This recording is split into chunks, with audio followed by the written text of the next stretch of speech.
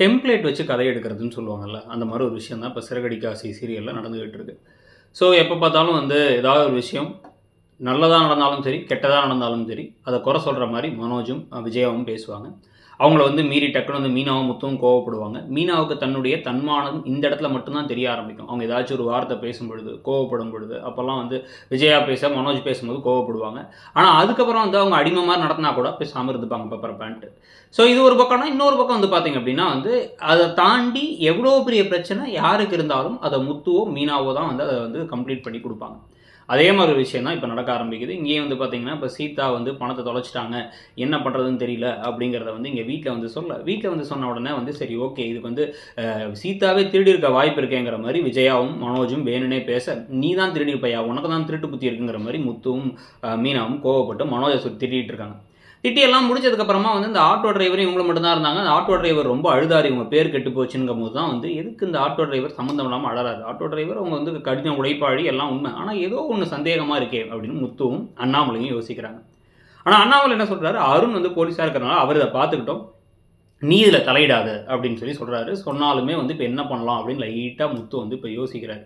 ஆனா அந்த சமயத்தில மீனா என்ன சொல்லிர்றாங்க, அப்படிலாம் இல்லங்க. தயவு செஞ்சு நீங்க அவளுக்கு ஹெல்ப் பண்ணுங்க. அவளுக்கு இப்ப ஹெல்ப் பண்றது தான் முக்கியம் அப்படிங்கிறத சொல்லிர்றாங்க.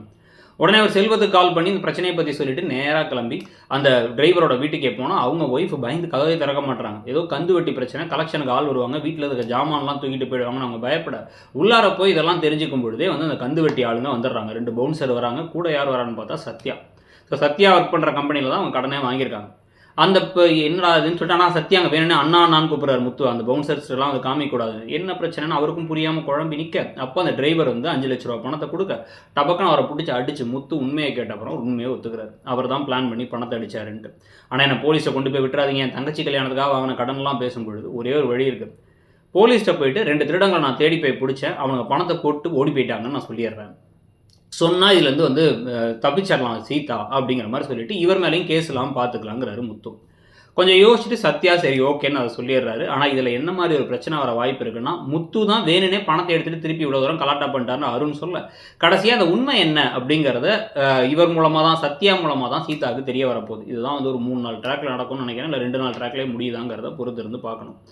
ஸோ, இப்ப இது நடக்கிறதுக்கு முன்னாடியே வந்து பார்த்தீங்கன்னா, இப்ப வந்து என்கொயரி கமிஷன் மாரி ஒண்ணு வச்சு, கமிட்டி மாரி ஒண்ணு வச்சு, அங்க வச்சு பேசி என்ன பண்றாங்க அப்டின்னா வந்து, இப்ப சீதாவ வேலைய விட்டு அனுப்பியாச்சு, திருப்பி சேர்த்துக்க முடியாது. நீ தான் திருடி இருக்கணும்னு போலீஸ வச்சுலாம் வந்து பேசிட்டு இருக்காங்க. அந்த டிரைவரையும், சீதாவையும் மாத்தி மாத்தி.